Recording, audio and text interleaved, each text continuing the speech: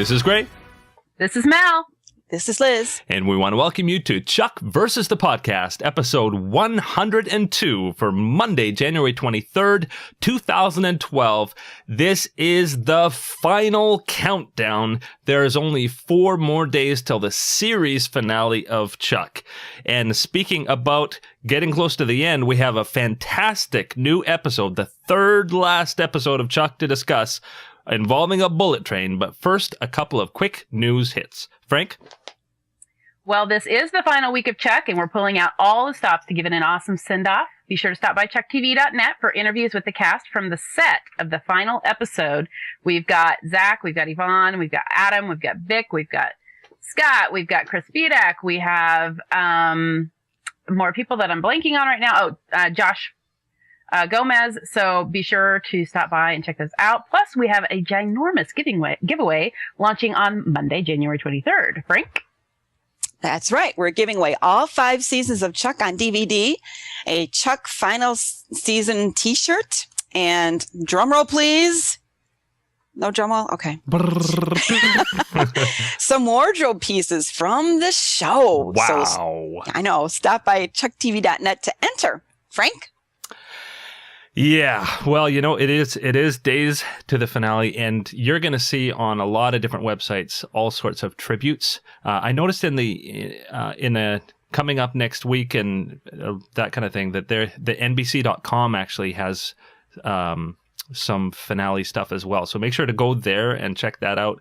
And also even CNN, if you look in the description of this podcast, I'll make sure to have links for all of the CNN tributes. I know that one of the guys who works at CNN is a major Chuck fan, and he's just pulled some strings and gotten a lot of Chuck coverage for the finale. So that's really, really cool. But speaking about the finale, and I know this may seem funny, but you know, with all 3 of us, we were actually just talking about before the podcast began that we've been really close to the show, and with it ending, There've been just waves of emotion, Mm-hmm. and was it Mel? You brought up the point that this is like the 5 stages of grief. I mean, with grief, you go through these things, and so I looked them up, and I just wanted to mention, if you're not familiar with the 5 stages of grief, people have studied this, and they know that there's a lot of different emotions that you might be going through when you're losing something big in your life. One of them is denial and isolation. That the first reaction is often just to deny the reality. It's not happening. It's not happening. You try to rationalize it, and that helps you through the pain. The second is anger, and you may have been extra angry at certain things. I even noticed, I don't know about you guys, but people just seem to make small issues big issues, like the change of the titles in this episode of Chuck, and people are getting angry about it. That can be part of grief. Bargaining. A lot of people have said, well, maybe there's some way that we can get more episodes, or there's something that we can do. That's a natural reaction. Then something to be prepared for is depression. It does happen. But you do get through that eventually to acceptance. So don't be surprised if you feel these things, especially if you've been a big fan of the show like we have. But we will get through this together. And to help get through it together, we will be having a podcast after the the series finale. We will be also having a podcast at the end of February, and then one final podcast in March. And we've got some cool guests that are going to be in those podcasts. So we'll help you through these stages of grief together. And we're going to have a little support group section on chucktv.net to kind of help you guys, give you a place to vent and pay tribute. And, a lot of people have been doing that in the comments. I've seen all 5 stages of grief in the comments and in the forum over the last few weeks. Some, people at different stages. And so we're going to have a little area that people can do that too. So yeah. And then there's going to be a fun setup for collection for Liz for therapy. That's right. Donate here. Yeah. But it's an interesting thing. And I know I unfortunately have been to too many funerals in my life. But when somebody does die, you go through all of those stages in the funeral day, and by the time it gets to the reception afterwards, it almost seems weird that everybody's laughing. Mm-hmm. I don't know if you've had this happen, but once you do get through that, it makes for some really, really special times, fondly remembering all of the things that made that loved one special. And so I know that on chucktv.net and on the podcast, long after Chuck, we're going to have a lot of these times of reminiscing, and it's going to be really, really special. Yeah. So I guess we really should talk about Chuck versus the Bullet Train, which is, oh my goodness. Oh my goodness. Oh my goodness. But we'll do that after our sponsor message. This week's featured sponsors have products that help your computer. Don't have enough PCI slots in your computer? Magma.com can add more, even high-end graphics or storage cards, starting at $829. Or take a look at NetStore with PCI expansion enclosures starting at $499. FX Factory by Noise Industries powers hundreds of visual effects for Final Cut Pro, Motion, Final Cut Express, and Adobe After Effects. Part 2 of our sponsor messages will be after the episode discussion. And we're back with a bullet train. Oh my goodness. What a ride. It was a roller coaster. And right from the opening credits where it was fast paced, this one just flew. Tons happened and some really, really significant stuff. What did you guys think? I couldn't believe it when I looked down at the clock and it was 7:45 already. I mean, there was only 15 minutes left, and I was like, wait a second. It's only been like 5 minutes. Yeah. This one was bam, but it was wow. A lot of people suspected that Sarah was going to, that the intersect was going to malfunction and she was going to be losing her memories. But I don't know that anybody really speculated that Quinn would be actually actively suppressing her memories. And I do want to make it clear. He said that he suppressed, not erased, suppressed her memories. He suppressed the intersect. That's a good thing. Yeah, they're not gone. They're like when Mama Bartowski suppressed Chuck's intersect.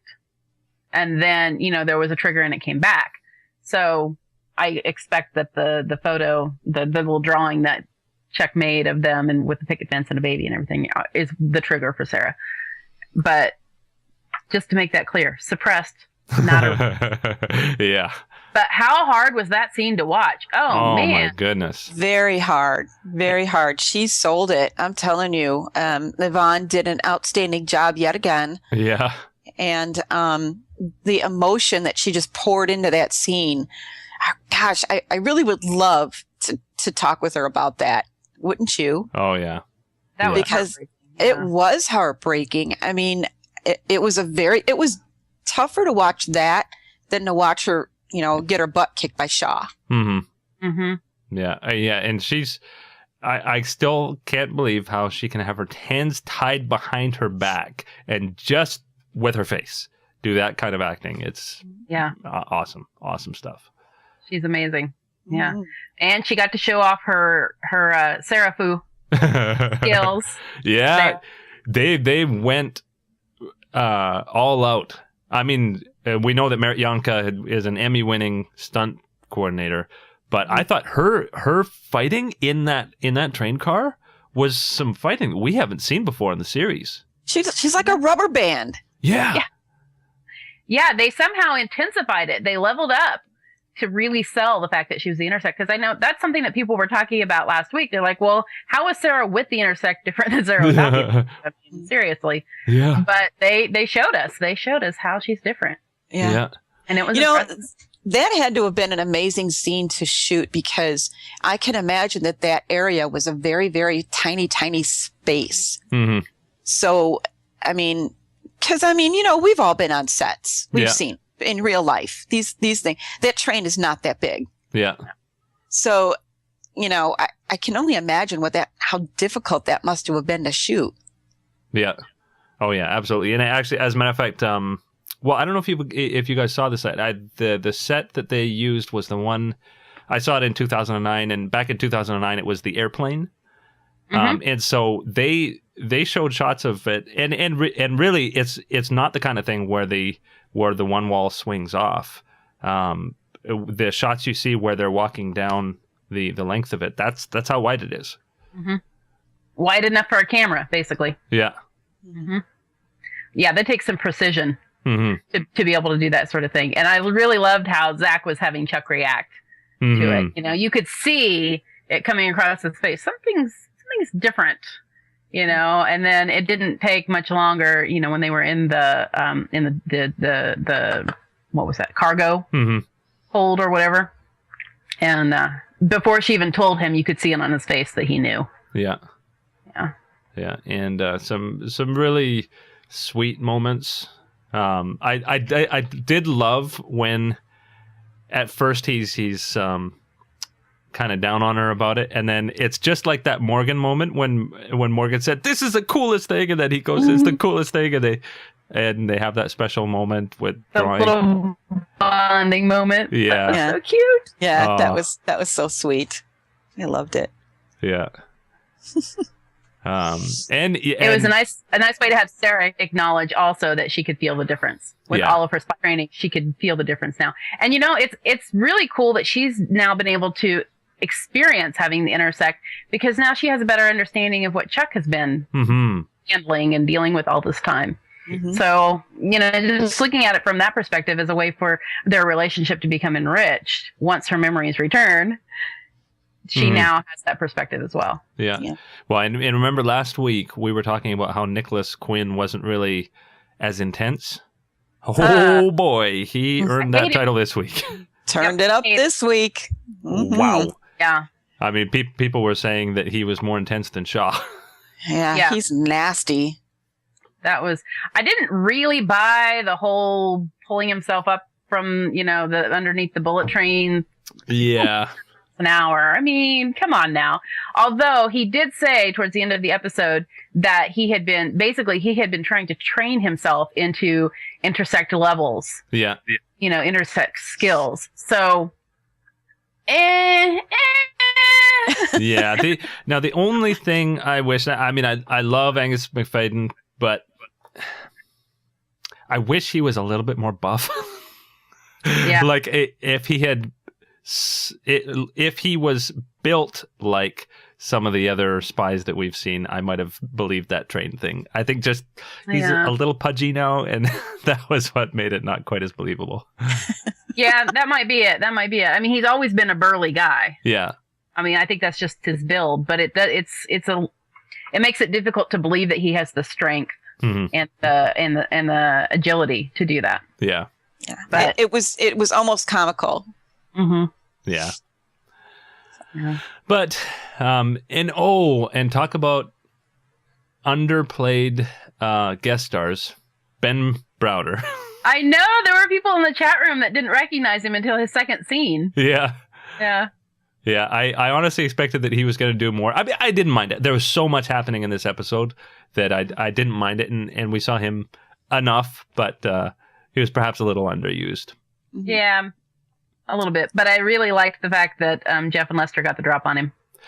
And let's talk cool. about the Jeff and Lester. When Lester came out. And they played, that first. So they pick up the earpiece. Yeah. And they hear Casey. Oh, yeah. And Casey has to convince them. And we have a John Casey. Lester, and he tells Lester that your country needs you. And Lester's like, Canada? And then to play the Canadian national anthem when he comes walking out in his slow motion. Oh, my goodness. I died. Oh, my gosh. I just about fell off the chair laughing. That was so funny. That was so funny. Yeah, my daughter came in the room because I was laughing so hard. I was thinking of you, Gray. I was like, I bet Gray is just losing it. Yeah. Hello, little earling. Oh, yeah. So that's those are some scenes to watch again and again Yes. and again. And I love the fact that they're so daft that when they're explicitly told the truth, they don't get it. Yeah. Yeah. Yeah, they ask Morgan, their reward after Casey has sent them on this mission and told them what they have to do, and they've opened the trunk of the Crown Vic, which is, a gun store. And they still demand honesty from Morgan. Tell us what's going on. Yeah. Really, really smart, Jeff. Really. But I love the look. I love the look on Lester's face when they opened up that trunk. Yeah. You know, at first they were just staring, and then he gets that little smile, you know, like a kid in a candy store. Of course, that played out later, you know, with the guns, the two of them. They were like 2-year-olds in a, you know, toy shop. And biting a cigar. Oh, gosh.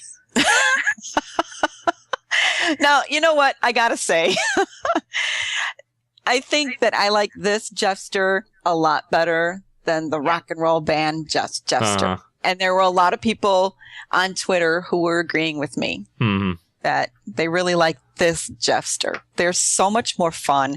There's so much more that you can do with them. And I think it allows them to be on screen more, which is, I think, it's enjoyable for Jeffster fans, you know? Yeah. Well, Jeff's now like the straight man to play off of Lester. Exactly. Yeah. And that's what was bothering people was that we had Creepy Dude and you Other know, creepy dude. Smarmy Dude. Yeah. And we really needed a straight man. And I just, you know, props to Scott Krinsky for playing Creepy Dude all this time. Yeah. But Smart Jeff is superior, Jeff. Yeah. I almost wish they would have done this maybe like last season. Yeah. Giving him a little more time. But at least better late than never. Yeah. True. And now it was nice that Devin wasn't able to save the day. Like I like that they played it up like he was going to, and then he didn't, which was a nice little surprise. Once again, he's on a spy mission, and he can't pull it off. Yeah. I cannot figure out what they're leading up to for the end game for Awesome. Yeah, well, and for Ellie. I mean, they went really into how much she knows about the intersect and what it does to the brain and all that kind of thing on this episode. Yeah. I think, well, we'll have to wait till we get to the spoiler section there, but there certainly seems to be some foreshadowing for the two of them, but I'm kind of stumped on Awesome. Yeah. Because he keeps not saving the day. Yeah. But let's see. What else did we have? We had Alex. Yeah, we had Alex, who was so cute with Yeah. Morgan. I just think she was adorable. and she does know him. She knows him like the back of her hand now. She can figure him out. And I really like that when a relationship gets to that point where, they can practically finish each other's sentences. So, of course, after that scene was finished, I wanted pizza combos. Yeah. And then when the train car was separating. Oh man, another heartbreaking scene. Oh my goodness. And the funny thing is, we were talking about the time. I literally thought that was the end. Like I literally thought that was the end of the episode, and that we're going to go into coming up next week. And then there's a whole nother act after that. I know people were panicking. What kind of a cliffhanger is that? Oh my gosh! And I'm thinking, oh crap! I gotta wait post that. Yeah. Moderating stuff. Oh no! But then they give us a little bit of resolution. Oh! And Sarah's back in her apartment. Oh, I know. Did not see that coming. I think that made me even sadder. That was. I'm like, oh my gosh, to have her wake up in her place as if none of the last 5 years had happened at all. Oh man. I half expected Bryce to be at the door. Yeah. I wonder if that was the bittersweetness or the little, what was it that Yvonne Strahovski was saying, that it was just a slightly tragic. Slightly tragic. Yeah. I wonder if that's what she was talking about. Could be, because man, while it was kind of a thrill to see her, it's not actually an apartment, her hotel room again. Just the significance of it was just punched me in the face. It was wow. Yeah. That was hard. That was really hard.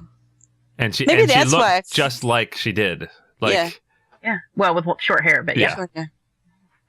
Maybe that's why I felt so lethargic when it was over with. I was like, oh, I kind of feel like somebody just handed me a package and then didn't tell me to open it, and I don't know what to do. Yeah. Yeah, I told you had to wait a week Yeah. before you could open it. Yeah. Boy, that Wow. was a humdinger of a cliffhanger. Mm-hmm. Yeah. Yeah. And how about, I've been so pleased that they've been giving Adam Baldwin such juicy stuff to work with this season. It kind of started when Alex came into the mix. And then, today, in this episode, when he had to turn on Chuck and Sarah because they were holding Alex and they were going to kill her. I mean, he was about to cry. Mm-hmm. It was, and he's trying to hold it together. He's trying to do the right thing. He's trying to figure out a way out of it. You could see all of this stuff happening. And he's devastated that he has to do this to his best friends, these people that he cares about. But it's his daughter. What can he do? Yeah. Mm-hmm. The chink in his armor. That was powerful and well played. Very well played. And not only that, but you really see how significant Quinn is as a villain, that he's able to turn their own team against each other. Like for Casey, that we've seen be rock solid through this whole thing, with maybe just a little bit of a hesitating in Tic Tac, but pretty much been rock solid through the whole thing. And what is he going to do when his daughter's at risk? Yep. That's so he gets to Casey through his daughter. He takes Sarah away from her husband. He takes her life away from her. Yeah, I think that pretty much tops the bad guy list. Yeah. And he said in last week's episode, I should have had everything that you have. I should have had the intersect. You think you would have gotten the girl without the intersect? You think, look at your wife. Do you think she would be yours without the intersect? I'm going to take everything you have. That's what he's doing. He's methodically taking everything from Jack. His fall shall be great. Yes, indeed. And I will enjoy watching it. I will too. Wow. So. Okay. Wow. Is that everything? I think that's it. And we only feels like we just sped through that discussion, but it was a speedy episode. Yeah. And only 2 episodes left, taking place back to back on the 27th. Oh my goodness. Oh, get your Kleenex ready. Yep, Stages of Grief. That's right. Do I have to tweet through it? If you can. I'll be hosting the live chat. I don't know if I'll be able to. There may be a few, I'm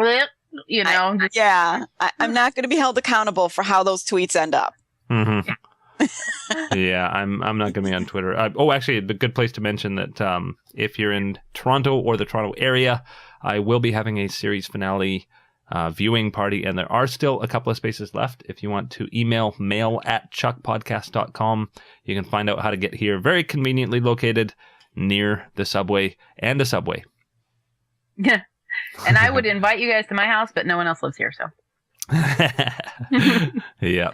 So actually, I think there is a Chuck fan at my university. I might try to cut her down, but yeah, that'd be cool. Otherwise, if you happen to find yourself in Boondock, Kansas, next Friday, let me know. Yeah, and remember to send take pictures at your finale parties and send them in to chucktv.net. That's right. We will be posting them. Yep. So I guess next up, spoilers. That's right. And the last spoilers. The last ever spoilers for the podcast. So that's a wow. And of course, if you don't want to hear spoilers, you know the drill. Just pull out your headphones. But if not, after this brief sponsor message, we're going to roll right into the spoilers. Bye-bye.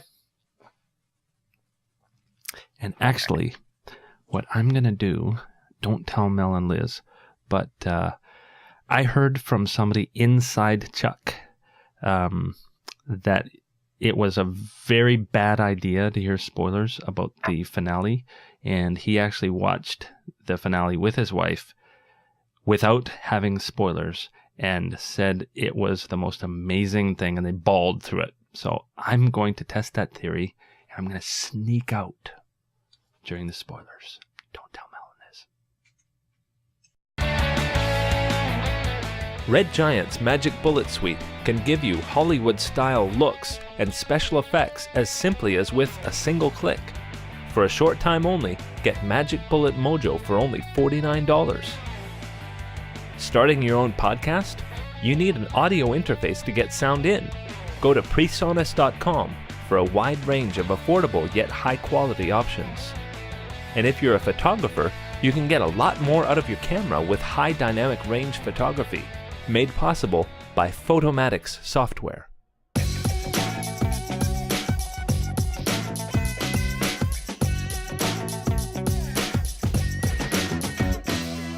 And we're back with spoilers. Mel? All right, we've got the synopsis for the first episode airing next week, episode 512, Chuck versus Sarah. Sarah must keep a secret from Chuck in order to accomplish a mission. After a harrowing mission, Sarah returns to Chuck with a huge secret. Meanwhile, Ellie and Awesome are presented with a new opportunity that could change their lives. Okay. So... Spy? Sarah has to keep a secret from Chuck in order to accomplish a mission, and then after a mission, she has a huge secret. So, I'm thinking, I don't know. Sarah has to keep a secret from Chuck in order to accomplish a mission. So her mission from Quinn is to kill Chuck and get that pristine intersect for him. Mm-hmm. So I think the secret she's keeping from Chuck is that she doesn't remember him.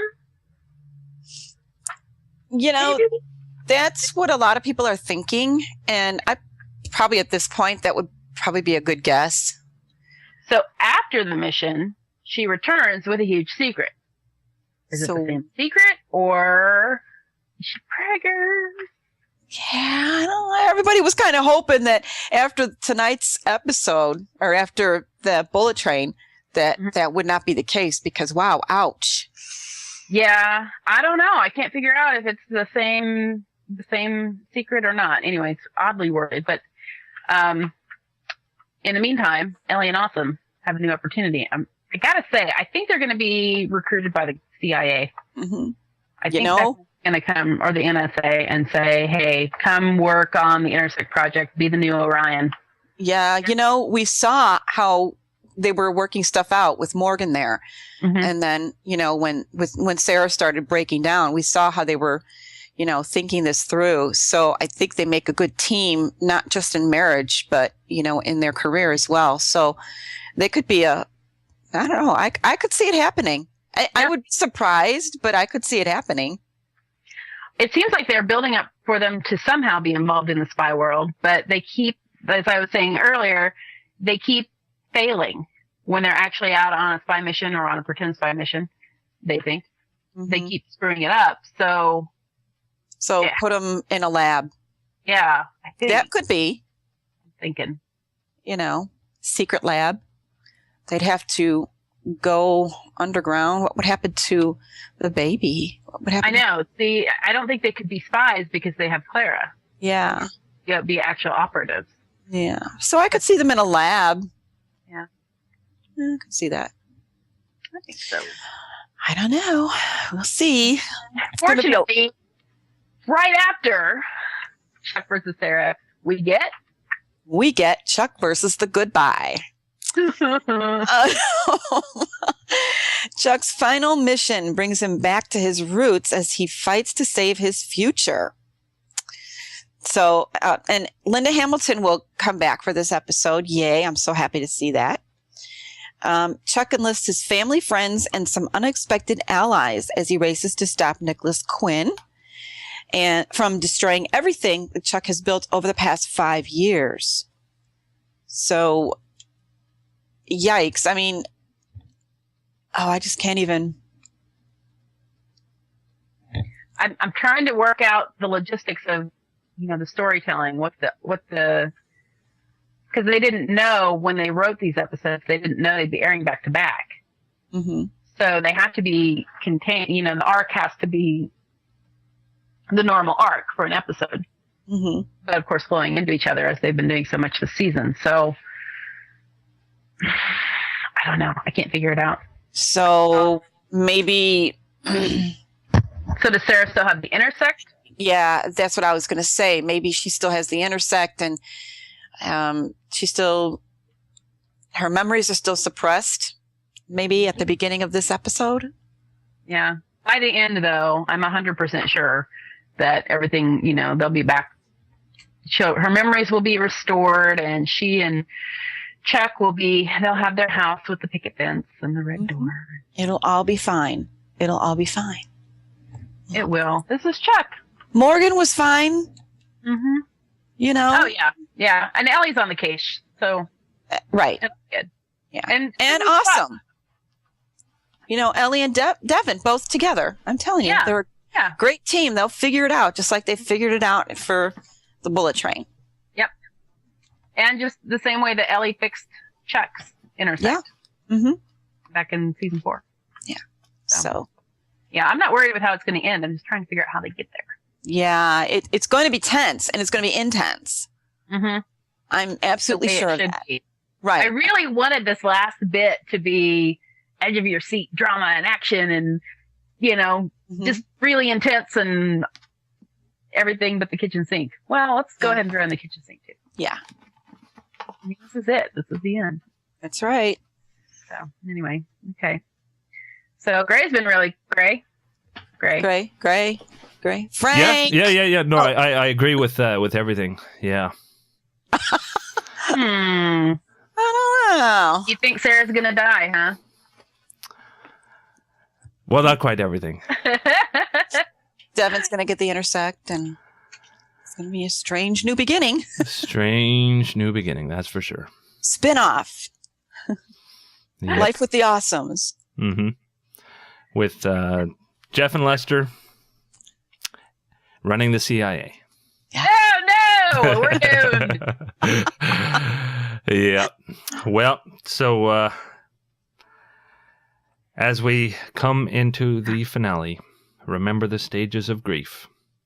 And think back. Oh my goodness. When it actually in the coming up next, when they showed Chuck from the pilot. I know. Oh my goodness, how much he's changed. I know. All of them have changed. Yeah. It would actually be fun, especially since they're going back to as if Sarah's forgotten everything. To actually going back and watch the pilot again and just remember how she used to be. Everything used to be. I might do that this week. Yeah. I might pull out my season 1. I think I'll do that. Have a little marathon. Mm-hmm. Just season 1. Only season 1. Yeah. Remember how it started. Mm-hmm. How it all began. How it might all help me through began. my grieving. Mm-hmm. Might help. Yeah. I would actually advise that for anybody who's got season 1. Yeah.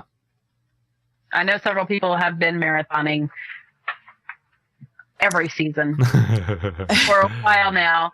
Yeah. Just to, to get through it. But Yeah, but probably it would be a good thing to do that after.